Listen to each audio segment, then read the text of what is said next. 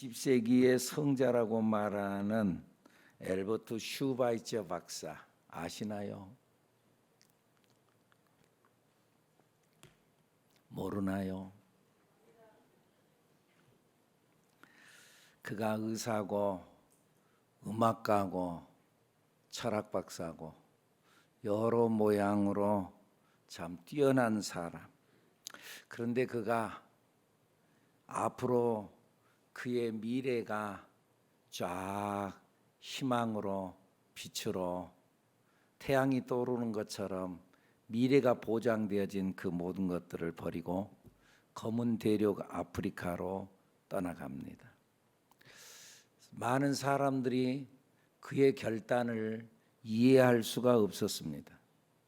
그래서 한 기자가 찾아와서 당신의 앞으로의 미래가 보장되어져 있는데, 출세가 보장되어져 있는데 이걸 버리고 오지 검은 대륙 아프리카로 떠난다는 것 이해가 안 됩니다. 왜 떠나려고 합니까? 그때 엘버트 슈바이처 박사가 그런 이야기를 했습니다. 빚 갚기 위해서입니다. 무엇을 갚는다고요? 빚을 갚는다는 거죠. 빚을 갚기 위해서입니다. 내가 좀 철이 들어가면서 내가 가만히 생각해 보니까 오늘의 내가 있기까지 나 혼자서 된 것이 아니구나. 모든 것이 내가 빚으로 살았구나. 이제부터는 내가 빚을 갚는 인생을 살려고 작정한 겁니다. 생각해 보니까 빚을 졌어. 부모에게도 빚을 지고 스승에게도 빚을 지고 친구들에게도 빚을 지고 많은 사람들에게 빚을 지고 살았다. 그래서 빚을 갚기 위해서 내가 가는 겁니다. 그러죠. 사람이 이 빚진 자의 마음을 갖고 산다면은 그러면 이 세상이 문제될 것이 없을 거예요. 근데 사람들이 자기가 빚진 것은 생각하지 않고 자꾸 빚을 받으려고만 생각하니까 그러니까 자꾸 문제가 생기는 거죠. 채권자적 마음을 갖고 살면은 감사가 없다는 거예요. 부부간에도 마찬가지잖아요. 받을 것만 생각하면은 그러면 부부가 행복하지 못하지요. 내가 당신에게 어떻게 해줬는데 당신이 나에게 이렇게 할 수 있어? 부모가 자식에게도 마찬가지. 내가 너를 어떻게 키웠는 줄 아냐? 내가 먹을 거 못 먹고 입을 거 못 입고 내가 너를 키우기 위해서 얼마나 애썼는 줄 아냐? 근데 네가 나에게 그럴 수 있어? 그러면은 나 스스로가 불행해지는 거지요. 빚 받으려고 생각하면 불행해지는 거지요. 채권자적 마음을 갖고 살면은 인생이 어렵다는 거죠. 그런데 내가 채무자적인 마음을 갖고 살면은 모든 것들이 감사하죠. 내가 이런 남편을 만나다니. 채무자적인 마음을 가지면은 남편이 고맙고 아내가 그렇게도 고맙고, 아무리 부모라고 하지만은 그래도 그렇지 부모가 나에게 이렇게도 해줄 수 있나 그렇게 생각하면 고맙기 짝이 없는 거죠. 나에게 생명을 주고 그 벌거숭이 그 생명체를 정말 진자리 마른 자리 갈아 뉘어가면서 나를 이렇게나 키워주신 우리 부모님, 감사하다. 이 빚진 자의 마음을 가지면은 그러면은 매사의 모든 일들이 감사하지요. 그런데 자꾸 빚 받을 생각하면은 참 사람이 살아가는 게 각박하고 불평이고 불만이지요. 그런데 채무자적인 마음을 가지면은 자식에게도 감사하는 거예요. 내가 너에게 별로 해준 것도 없는데 지가 이렇게 잘 자라주다니, 잘 자라나 주다니 정말 고맙다. 그런 마음. 자식도 고맙고 사람들이 다 고마운 거예요. 사랑하는 여러분, 행복하게 살 수 있는 비결이 뭐예요? 다른 거 아니에요. 채무자적 마음을 갖고 살면은, 빚진 자의 마음만 있으면은 문제될 것이 없다 그 말이죠. 우리가 하나님 앞에 서서도 마찬가지잖아요. 하나님 앞에서 받은 은혜를 생각하면은 감사하지요. 여러분, 은혜지요. 자기가 사는 것 같죠. 내가 사는 거 아니라니까요. 하나님께서 내 생명을 뛰게 하시고 심장을 뛰게 하시고 내 코끝에 호흡을 주시고 자기가 숨을 쉰다고요. 진짜 여러분들이 숨을 쉬어요? 아니요. 하나님께서 숨을 쉬게 하니까 내가 쉬는 거지. 그런데 자꾸 빚받을 생각하는 거예요. 하나님, 내가 이만큼 했는데 왜 이렇게 안 되는 거예요? 그러면은요, 원망이 되고 불평이고 신앙생활이 재미가 없고 그런다는 거지요. 내가 이만큼 했는데 하나님 이러는 거예요? 왜 이러는 거예요? 내가 교회 나와서 봉사도 많이 하고 이것도 하고 저것도 하고 그러는데 하나님 나한테 이럴 수 있어요? 여러분들, 그 사람 빚받을 생각하니까 자꾸 하나님을 향하여 원망하는 거죠. 여러분, 뭔가 여러분 충성 봉사를 많이 했습니까? 아니, 그냥 헌금만도 조금 더 남보다 많이 했습니까? 그러면 자꾸 빚받으려고 생각하는데 그러면은 기쁨이 없다니까요. 은혜를 생각하면은 감사하고 행복하고, 그리고 참 내 속에 기쁨이 일어나는 거지요. 채권자적 마음이 아니라 채무자적 마음을 가지고 기쁨과 행복으로 감사로 살아가는 우리들 여러분들이 되기를 축복합니다. 사실은 전도하는 것도 마찬가지죠. 전도도 채무자의 마음을 가져야 되는 거죠. 그래서 바울 사도가 로마서 1장 14절에서 그런 이야기를 해요. 헬라인이나 야만인이나 지혜 있는 자나 어리석은 자에게 다 내가 뭐라고요? 빚진 자다. 내가 사람들에게 빚진 자입니다. 그래서 나는 빚을 졌으니까 그 빚을 갚아야 됩니다. 슈바이처 박사가 빚을 갚으러 이 아프리카에 간 것처럼 빚을 갚아야 됩니다. 사실 우리가 하나님의 은혜를 많이 입었어요. 여러분 보십시오. 한 40년 전, 50년, 그렇게 길지 않아요. 우리나라 지금 현재 우리나라 정말 잘 사는 나라잖아요. 이번에 우리가 이스라엘 선교를 간다고 갔다 왔는데요, 이스라엘 나라가 1인당 국민소득이 5만 불이래요. 5만. 그럼 잘 사는 나라예요? 못 사는 나라예요? 잘 사는 나라죠. 우리나라는 약 3만 불 된대요. 3만 불. 그러면 우리나라보다 훨씬 더 잘 사는 나라예요. 그 이스라엘이. 그런데도요, 사는 건요, 우리보다 못 살아요. 누리는 걸로 치면은 우리가 훨씬 더 잘 누려요. 우리는요, 빚을 얻어서라도 누리니까. 근데 사는 거 모습을 보면은 그들은 그거 아니에요. 그런데 어쨌든 거기로부터 복음이 출발했어요. 우리가 선교를 가는데 우리가 빚을 갚기 위해서, 그들이 예수를 모른다고 그러잖아요. 빚을 갚기 위해서 우리가 먼 그곳까지 가서 수고하고 힘쓰고 애쓰고 물질도, 적지 않은 물질도 투자하면서, 이번에 그냥 한순간 갔다 온 곳으로만 아니라니, 한 5개월 동안 한 번도 장구 만져보지 않은 사람이, 한 번도 북 만져보지 않은 사람이, 한 번도 부채춤 쳐보지 않은 사람이 5개월 동안 열심히 해가지고, 그래도 잘 추잖아요. 그 사람들이 놀래가지고 그래도 잘하잖아요. 뭐 때문에? 빚 갚으러 간 거지. 그들에게 복음으로 빚을 갚기 위해서. 할렐루야. 그 빚 갚는 것이 선교요, 전도죠, 여러분. 그런다고 봤을 때, 그러면 전도는 뭐예요? 우리가 빚을 갚으려고 하는데 어떻게 빚을 갚아요? 다른 게 아니에요. 소문을 내는 거죠. 소문을 내는데 우리 옆에 있는 사람에게만 소문을 내는 것이 아니라 해외까지 나가서 소문을 내는 것이 선교지요. 소문을 내는가. 어떤 사람이 음식점을 하는데요, 그 음식점을 하는데 성공을 했어요. 이 음식점 성공의 비결이 뭡니까? 물었더니 그 사람이 세 가지를 이야기하는 거예요. 이 음식이 잘 되기 위해서는요, 첫째는요, 맛이 있어야 됩니다. 맞죠? 맛이 있어야 되지요. 맛이 없어, 그럼 누가 찾아오겠어요? 맛이 있어야지요.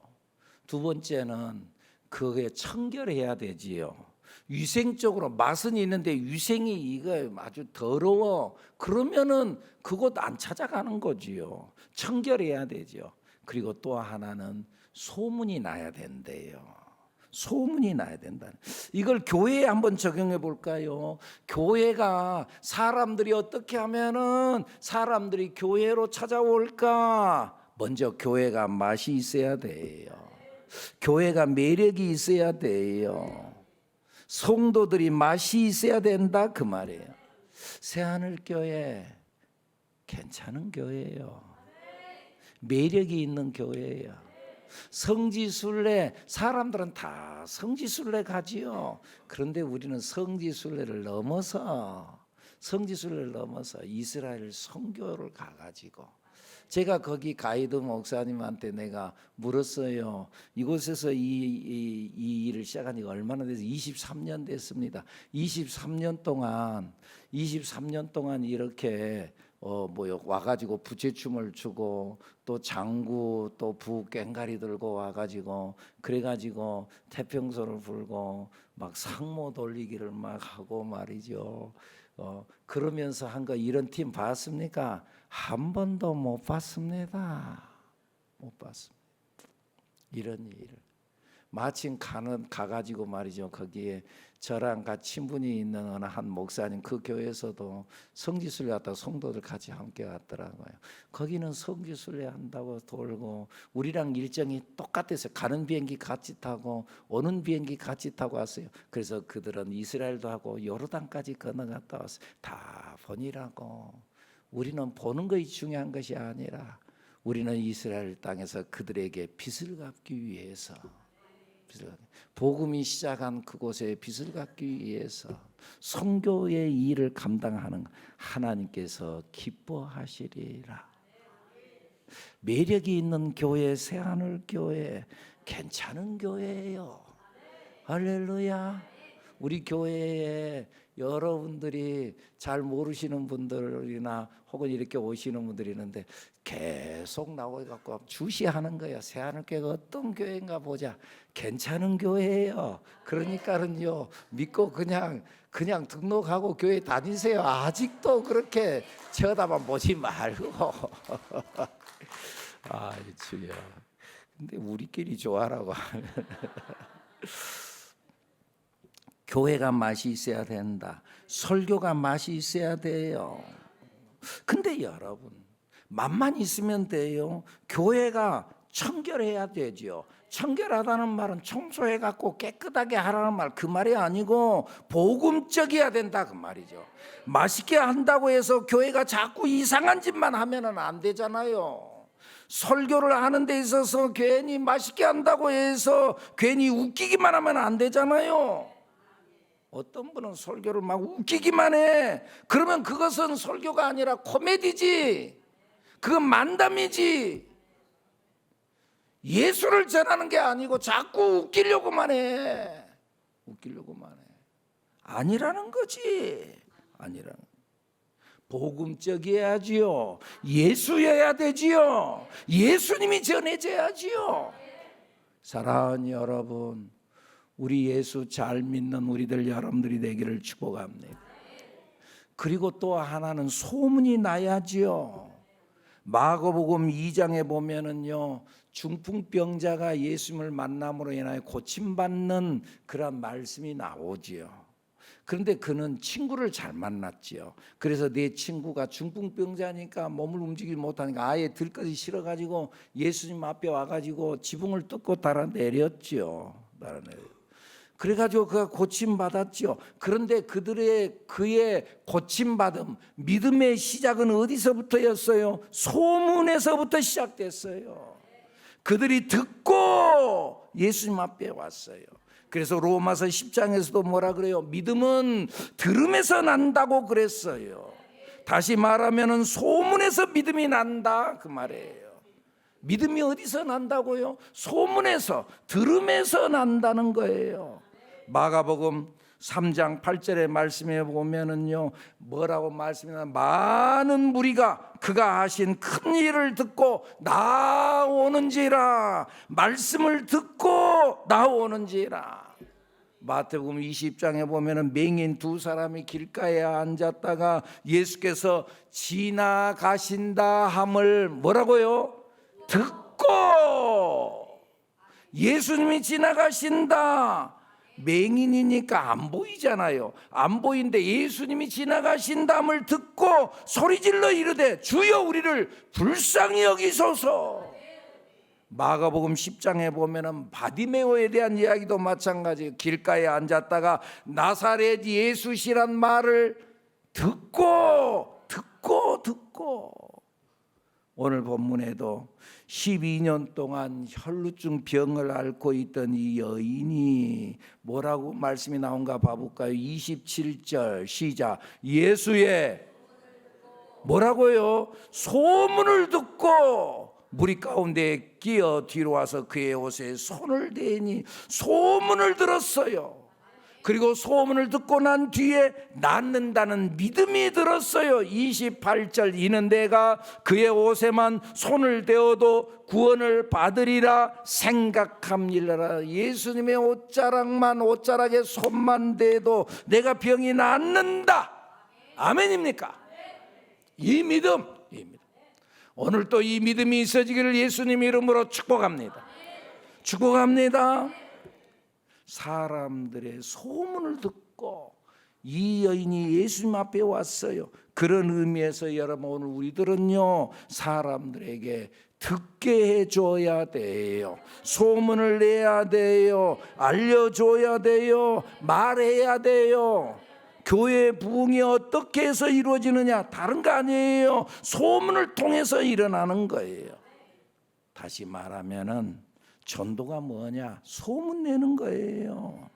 소문이 전도예요. 그래서 소문을 잘 내야 돼요. 이상한 소문 내지 말고, 혹은 또 이상한 소문 듣지 말고. 여러분, 어차피 우리가 이 세상에 살아가는 데 있어서는요, 좋은 이야기도 듣고요, 나쁜 이야기도 들어요. 모든 것들이 좋기만 하나요? 안 좋은 것도 있어요, 여러분. 근데 그때 내가 무엇을 붙잡느냐는 거예요. 소문도 잘 들어야 된다 그 말이에요. 당시에 예수님에 대해서 소문을 들었다고 오늘 본문의 말씀에 예수님의 소문을 듣고 왔다고 그랬어요. 그런데 예수님에 대한 소문은 좋은 소문만 난 것은 아니었어요. 예수님에 대해서 나쁜 소문도 있어서, 야, 예수님을 통해서, 그 예수란 사람을 통해서 기적이 일어나냐, 병 고침 받냐, 야, 그건 왜 그런 줄 아냐? 귀신이 들어서 그런 거야. 그런데 보통 귀신이 든 것이 아니라 귀신의 왕 바알세불을 힘입고 그가 그런 일을 행하는 거야. 그러면서 예수님에 대한 나쁜 소문도 있었어요, 여러분. 그런데 이때에 어떤 소문을 붙잡냐는 거예요. 좋은 소문, 예수님에 대한 좋은 소문, 긍정적인 소문을 듣고 이 여인은 예수님 앞에 가까이 나왔고 예수님의 옷자락을 붙잡았어요. 그러자 그에게 기적이 일어난 줄로 믿습니다. 아멘. 그러니까 오늘 우리들도 긍정적인 소문을 내야 돼요. 되는 이야기를 해야 돼요. 그리고 또 되는 것을 들어야 돼요. 안 좋은 누가 이야기를 한다 그래서 그거 말을 듣고, 야, 그런 다음에 뭐 어쩐 다음에 그러지 말고, 그런 말은 제쳐버리고 믿음의 말을 붙잡고 아멘입니까? 그것을 내 믿음으로 받아들이는 우리들, 여러분들이 되기를 축복합니다. 전도는 뭐냐? 다른 게 아니라 소문을 내는 것이다. 그런데 또 이 소문을 듣고 이 여인은 믿음이 생겼어요. 예수님의 옷자락만 만져도 병이 낫는다. 이 믿음이 생겼어요. 그렇다면 이 믿음은 뭐냐? 소문을 쟁취하는 거예요. 믿음이 뭐라고요? 소문을 쟁취하는 것이 믿음이라는 거예요. 소문 내는 것은 우리의 일이에요. 우리가 전하는 거예요. 우리가 말하는 거예요. 그런데 쟁취하는 믿음은 그 사람이에요.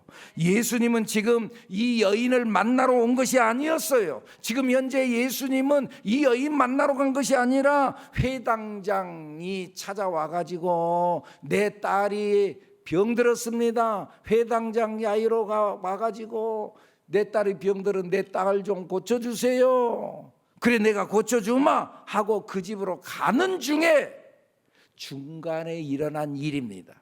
예수님이 이 여인 만나러 온 거 아닙니다. 지금 야이로의 집으로 가는 중입니다. 그런데 중간에 이 여인이 예수님의 옷자락을 붙잡았어요. 그리고 그의 병이 고침받았어요. 신앙은 쟁취하는 것입니다. 오늘 이 말씀을 듣는 것도 마찬가지예요. 오늘 이 여인이 그랬다. 아, 그 여인이 그랬구나. 성경 말씀이 그랬구나. 아, 좋았겠다 하고 끝나면 그걸로 끝나는 겁니다. 그러나 그 말씀을 내 말씀으로 받아들이면 여러분의 기적이 일어날 줄로 믿습니다. 오늘 본문에 나타나진 이 12년 동안 혈루증 앓던 여인에 대한 설교를 했던 적이 있습니다. 그런데 그때 한 여자 집사님이 그 말씀을 저 말씀이 내 말씀이다 하고 아멘 하고 받아들였습니다. 나는 몰랐습니다. 나중에 그가 간증을 했습니다. 찾아와가지고 목사님, 사실은 제 몸에 피부병이 있습니다. 피부병이, 여자가 피부병이 있어가지고 다리 쪽에 피부가 좀 좋지 않아가지고 그래가지고 항상 치마를 입지 않고 바지만 입었습니다. 근데 이제는 치마를 입고 다닐 수 있습니다. 그 말이 뭔 말이요? 그랬더니 그 말씀에 12년도 혈증 앓던 그 여인에 대한 말씀을 들 때 저 말씀이 내게 주는 말씀이다. 내 말씀이다. 그 말씀에 내가 아멘 할 때 고침받았습니다. 할렐루야. 이 역사가 지금 이 자리에서도 여러분들 위해 일어나기를 축복합니다. 여러분들 이 믿음은 뭐냐? 쟁취하는 거예요. 소문을 쟁취하는 거예요. 그래서 성경에 뭐라고 해요? 천국은 침노하는 자가 빼앗는다고 그랬어요. 침노하는 자가 빼앗는 거예요. 강력한 소원이 있는 사람, 그에게 하나님의 은혜가 흘러가는 줄로 믿습니다. 하나님의 은혜와 축복은 어디에 일어나느냐? 사모하는 자에게 일어납니다. 여러분들 좀 전에 바디메오에 대한 이야기 했는데요, 바디메오가 예수님이 지나간다는 소리를 듣고 소리를 질렀습니다. 다윗의 자손 예수 그리스도여, 나를 불쌍히 여기소서. 그랬더니 사람들이 야, 이 거지야, 조용히 해라, 시끄럽다. 예수님이 지나가는데 왜 그렇게 시끄럽게 하냐? 그때에 바디메오가 뭐라고 그랬다고요? 더 크게 소리질러 이르되, 더 크게 소리 질렀어요. 누가 뭐라 한다고 해서 스톱하지 않고 멈춰버리지 않고 포기하지 아니하고 더 크게 소리 질렀어요. 그럴 때 하나님의 은혜를 공급받고 기적의 주인공이 된 줄로 믿습니다. 이 신앙의 믿음의 몸부림이 있어야 됩니다. 야곱이 그랬습니다. 야곱이 야복강 나루터에서 천사와 씨름하면서 그래가지고는 이제 날이 새가니까 천사가 떠나려고 그러니까 못 놉니다. 나 갈련다, 나 좀 놔줘라. 그러니까 못 놉니다. 나를 축복해 주기 위해 주기 전에는 내가 이걸 못 놓겠습니다. 끝까지 거기 매달려서 씨름했다고 그러잖아요. 그리고 결국은 그가 야곱에서 이스라엘이라고 하는 축복의 이름을 받고 난 이후에야 낳아주었다 그 말. 그리고 이스라엘의 조상이 됐다 그 말이에요. 할렐루야. 이런 몸부림이 있어야 된다는 거예요. 하나님의 축복은 거저 주어지지 않습니다. 약속을 붙잡고 몸부림치는 사람에게 하나님의 은혜가 있는 줄로 믿습니다. 성경에 나타나는 모든 기적의 주인공들 봐보세요. 그냥 된 사람이 누가 있어요? 아브라함이 그냥 어느 날 복을 받았던가요? 다윗이 어느 날 갑자기 왕이 탁 되던가요? 아니에요. 하나님을 붙잡고 믿음을 붙잡고 끝까지 믿는 믿음으로 몸부림칠 때, 그때 그에게 하나님의 은혜가 흘러간 줄로 믿습니다. 요셉도 고난 역경 넘어서다가 결국 승리한 줄로 믿습니다. 믿음이 뭐나 소문을 쟁취하는 것이다. 아멘. 그리고 예수님께서는 이렇게 해서 그의 병을 고쳐주고 끝내는 것이 아니라 예수님께서는 그 소문을, 그 믿음을, 그 여자의 믿음을 공개하셨어요. 30절 말씀 읽어볼까요? 시작. 예수께서 그 능력이 자기에게서 나간 줄을 곧 스스로 아시고 무리 가운데서 돌이켜 말씀하시되 누가 내 옷에 손을 대었느냐 하시니, 사람을 찾습니다. 누가 내 옷에 손을 대었느냐? 아유, 예수님 무슨 말씀이세요? 이렇게 많은 사람들이 밀고 닥치고 막 그러는데 손 대고 말고 할 것이 무엇이겠습니까? 한두 사람이겠습니까? 아니다. 내게서 능력이 나갔느니라. 그러면서 그 여인을 밝혀냅니다. 그런 의미에서 소문은 믿음을 공개하는 것입니다.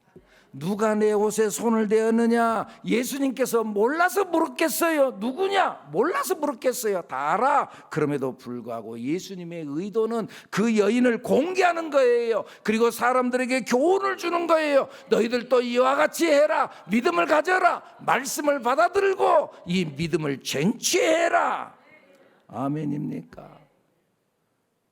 그런 의미에서 믿음을 공개해야 될 줄로 믿습니다. 성경에 많은 사람의 신앙이 기록된 이유가 뭐예요? 그 사람들이 자기들의 믿음을 공개하는 거예요. 사람, 내가 이렇게 믿었습니다. 히브리서 11장에 나타난 많은 믿음의 영웅들, 이들을 공개합니다. 그러면서 우리를 향해 뭐라고요? 너희들도 이렇게 살아라. 도전받아라. 그리고 이들이 실패한 거 있느냐? 너희들은 이렇게 살면 안 된다. 그리고 너희들도 이 믿음의 영웅들처럼 사람들에게 본이 되어라. 소문을 내라.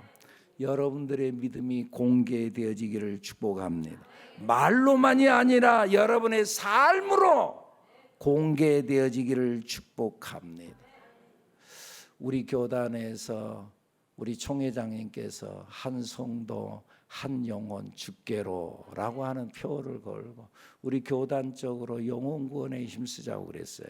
그래서 우리 교회에서도 이제 다음 주일 이 영혼 구원에 대한 선포식을 하면서 진행하려고 그래요. 여러분, 다른 게 아니에요. 전도를 어렵게 생각하지 마세요. 전도는 그냥 소문 내는 것이다.